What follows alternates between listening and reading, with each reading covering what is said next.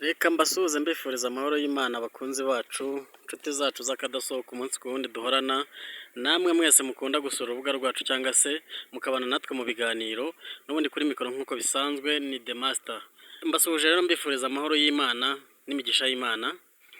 Uyu munsi tugiye kuganira cyangwa se tugiye kuvuga kuri bimwe abantu bajya birengagiza cyangwa se ku mateka.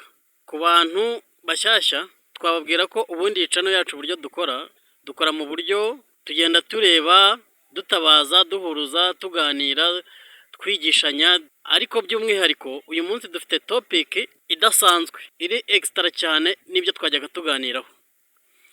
Uyu munsi rero murabona title iravuga ngo ese amateka yisubiyemo. Tugiye kubiganiraho kandi tubirebe dushingiye kuri politike nyarwanda cyangwa se y'u Rwanda, ku bantu bazi amateka yo kuri Repubulika ya kabiri n'uyu munsi kuri Repubulika ya gatatu. Amateka yisubiyemo cyangwa ari kwisubiramo? Dutangira ikiganiro cyacu rero turahera kuri aba babyeyi, yaba nyakwigendera Uwiringiyimana Agatha, yaba n'uyu mubyeyi ukiriho Agatha Kanziga. Ndizere kuba nkurikiye mwese murumva amazina abiri, izina rimwe ku bantu babiri. Aya ni amateka yabayeho mbere y'intambara 1994 cyangwa se mu gihe cya Repubulika ya kabiri. Aba babyeyi cyangwa se aba bagore babayeho kandi babanye mu buryo irangira ry'iyo ngoma cyangwa se ry'iyo leta, umwe n'uwundi nimba bararebanaga nk'ikisi, bishatse kuvuga ngo bari abantu batishimiranye mu buryo bwari bwose cyangwa se bahanganye. Mubyibuke neza, Agatha Kanziga yari Premier Dame, umugore wa Perezida Habyarimana Juvenal. Uwiringiyimana Agatha yari Premier Ministre, nawe ntiyari yoroshye. Mbese muri make bose nta wari woroshyemo. Ariko aya mazina abiri, rimwe ryari kuri ubutegetsi, irindi riri kuri opposition.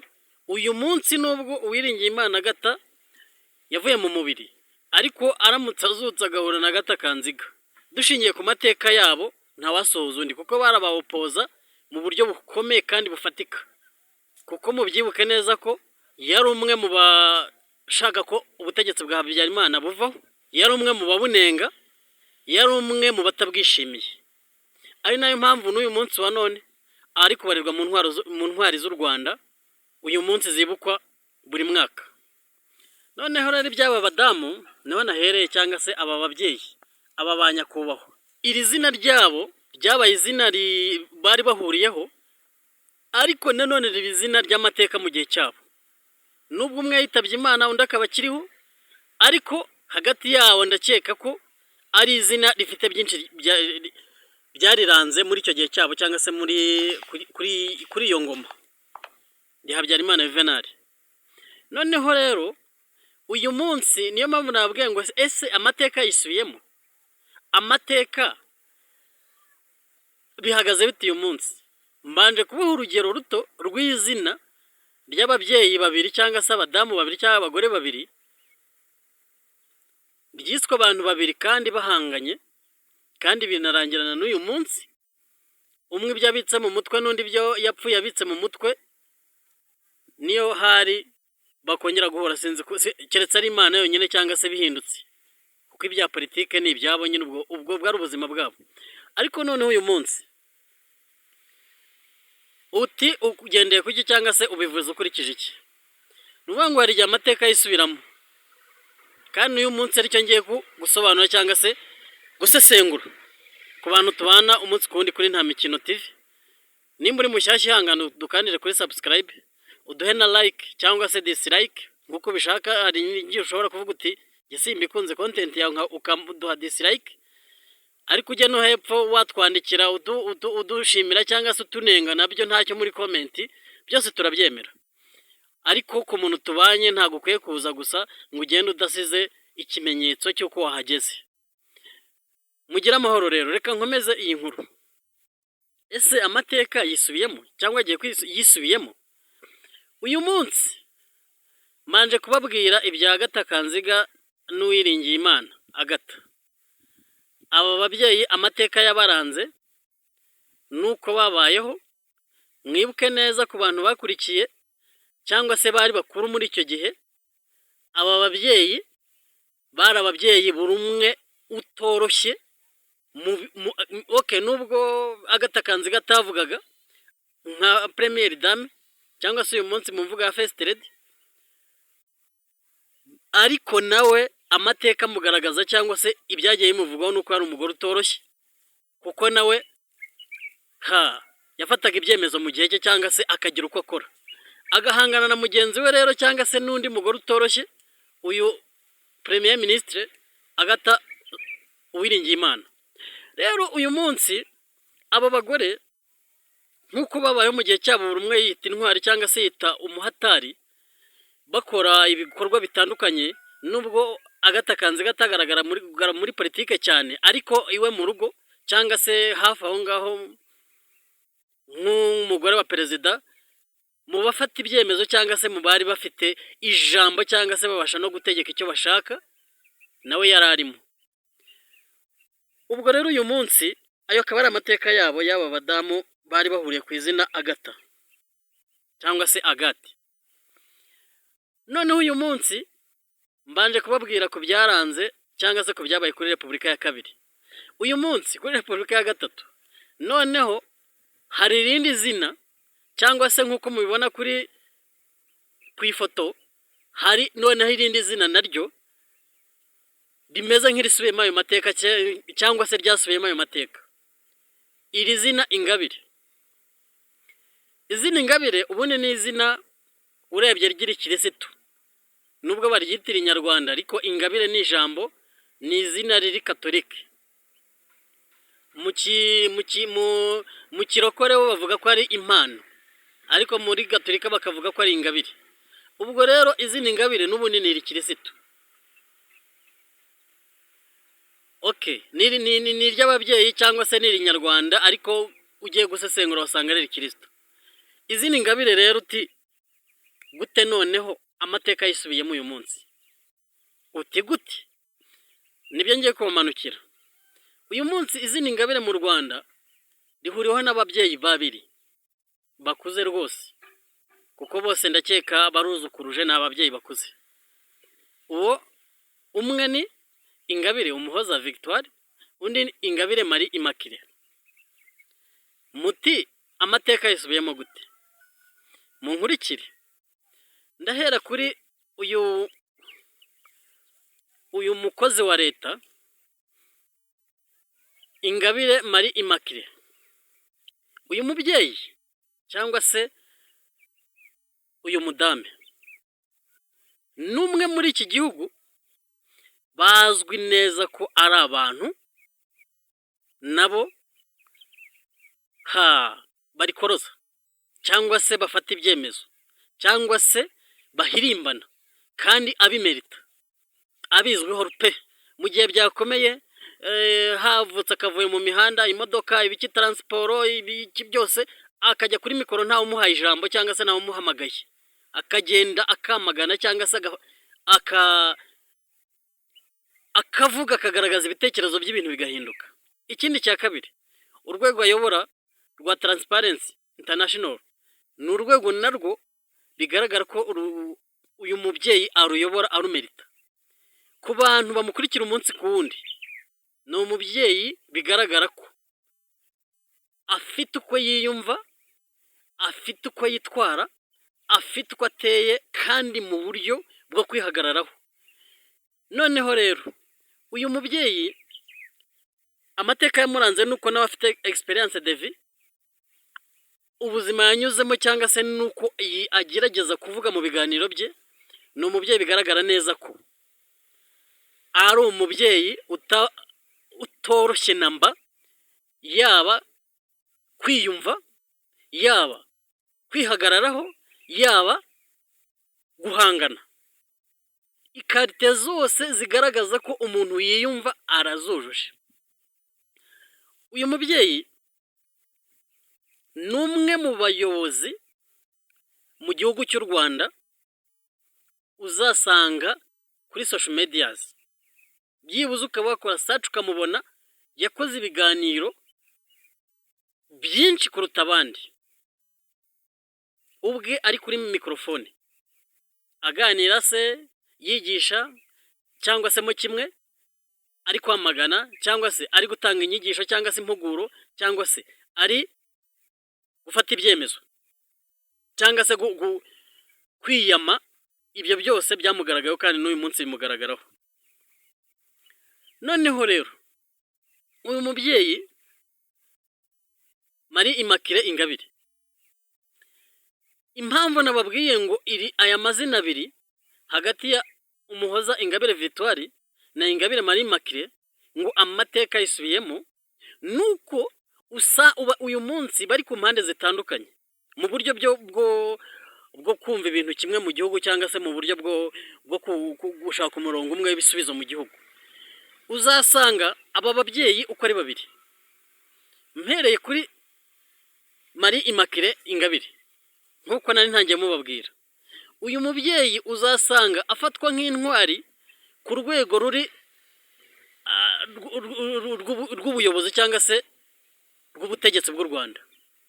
Afatwa nk'intwari kandi afatwa nk'umuntu wubaka igihugu mu buryo budasubirwaho ku murongo cyangwa se ku mirongo migari y'ubuyobozi bw'igihugu. Noneho rero muti aba babyeyi cyangwa se aba badamu gute ubagereranyije? Uti gute amateka yisubiyemo? Amateka impamvu yisubiyemo kuri iyi Repubulika ya gatatu nuko aba babyeyi uko ari babiri, mpereye kuri mama Marie Immaculée Ingabire, nuko we mu byo akora nk'uko nabibabwiye haruguru ari umubyeyi wiyumva kandi wumva ko ari umuntu w'umukozi kandi ari umuntu ugira ibitekerezo kandi ari umuntu ushoboye ubasha kutavugirwamo cyangwa se kutihagararaho ngo abe atabasha kunenga ibyo abona nenga. Noneho rero mugenzi we cyangwa se bazi nawe Madamu Ingabire Victoire Muhoza, we nawe izo kriteriya bafite aho bazihuriza, ariko noneho by'umwihariko we akaba uburyo yitwaramo busa neza bw'uyu mubyeyi Immaculée, ariko mu buryo buri opposite, mu buryo buri opoza nyine nk'umuopoza we, kuko umwe ari mu buyobozi undi ari muri opposition. Bikaba ngombwa ko za karagiteri zabo bashobora kugira aho bahuriza cyangwa se bashobora kugira aho bagonganira. Mpamya neza ntashidikanya ko uyu munsi ubicaranyije mu kiganiro, umwe ativuga ibitekerezo byawe undi ativuga ibindi, yewe simbizi rwakizwa na mbuga. Noneho rero tugeze kuri Madamu Ingabire Victoire Muhoza. Uyu mubyeyi amateka yarazwe ku munyarwanda uwo ari wese, uburyo yavaye mu Rwanda, yavukiye mu Rwanda nk'uko na Immaculée yahavukiye, ajya hanze ku Burayi, abayo, akorerayo, yigirayo, akorerayo ibishoboka byose, yajya muri politiki, ashinga ishyaka. Ku babizi cyangwa ku bagenda bakurikirana amateka ye, nk'uko iyo ucukumbuye ubibona cyangwa se iyo ukozeho research, nuko amateka amugaragaza ko yabaye presidente w'ishyaka rya opposition y'ubutegetsi bw'u Rwanda FDU inkingi, nahaviriye akaza mu gihugu, mbese avuze ati nje gukora politika mu gihugu. Nuko nabwo yahageze akavuga bya bindi nk'uko yiyumva, bikarangira agaragaye nk'ubangamiye, bikarangira afashwe nk'umuntu uri kwangisha ubutegetsi abaturage cyangwa se ubuyobozi abaturage, bikarangira afunzwe, ariko nabwo ntave ku izima, akarinda afungurwa ataragaragaza ko mbese yahindutse kugira ngo agene mu murongo umwe n'ubuyobozi bw'u Rwanda aje kunenga cyangwa se kwamagana, ku buryo umunsi ku wundi kugeza uyu munsi nubwo usanga ari wa muntu uri aho ngaho akora ibiganiro bitorohera namba ubuyobozi, anenga, bigaragara ko rwose ari umuntu nawe ufite uko yiyumva, w'indwanyi mu bitekerezo, uzi neza uko yiyumva kandi uwumva ko ibyo akora biri mu kuri, nk'uko uyu mugenzi we nanone Immaculée Ingabire abigenza bitewe n'umwanya ahagazemo. Noneho rero madamu Umuhoza Ingabire Victoire, muti kubera iki uvuze ko karagiteri ze zifite aho zihurira n'iza Ingabire Immaculée? Ahambere bose ni ababyeyi bakuze kandi biyumva, bataniganwa ijambo, kandi udashobora kuvuga ngo kunda icyo atagishaka ngo agikunde. Icya kabiri, bose biyumva nk'ababyeyi bize bare intellectuel, kandi bumva ko kuyobora ari ibintu byabo, cyangwa se no gukora imirongo migari mu buryo buri politiki ari ibintu byabo.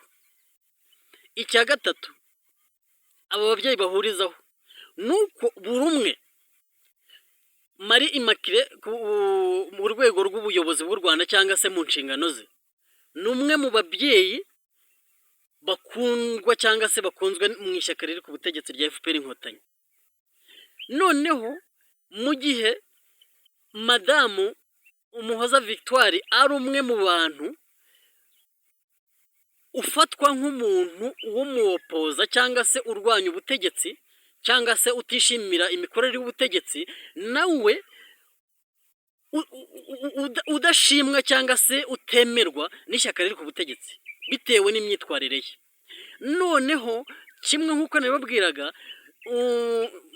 Ingabire Victoire Umuhoza nawe ku rundi ruhande kubawopoza cyangwa se kuba ari pariti mu mashyaka atavuga rumwe n'ubutegetsi cyangwa se abarwanya ubutegetsi, nawe bakamufata nk'intwari yabo, bumva ko ari umugore w'intwari ubaharanira cyangwa se ubarwanirira cyangwa se ubavugira cyangwa se ufite ibyo abifuriza.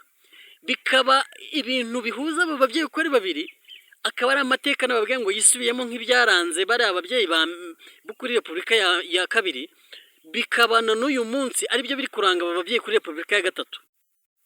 Kuko madamu Ingabire Umuhoza Victoire we mu bawopoza bamufata nk'intwari, nk'uko na madame Ingabire Marie Immaculée mu ba Repubulika cyangwa se ku butegetsi cyangwa ku buyobozi nabo bamufata nk'umubyeyi w'intwari cyangwa se nk'umubyeyi ushoboye. Noneho rero ari nayo mpamvu nababwiye ngo bitewe n'imyumvire ya buri umwe cyangwa se n'uko mu buzima bwe akora cyangwa se n'uko ateye, buri umwe afite uko yumva cyangwa afata ibintu. Niyo mpamvu nababwiye ngo aba babyeyi uko ari babiri ubicaranyije hariya uti muganire cyangwa se muhane ibitekerezo, gukorana umushinga bitewe n'imyumvire yabo byabagora, keretse bibaye itegeko rihurudutse ngo turabategetse. Ariko bo ubwabo mu mitekerereze yabo, dushingiye kuri politiki, umwe yemera n'undi anenga cyangwa se umwe anenga undi yemera, biragoranye ko aba babyeyi uko ari babiri bakwicarana ngo basangire ijambo. Ikindi nkiri kuri Ingabire Umuhoza Victoire, nuko we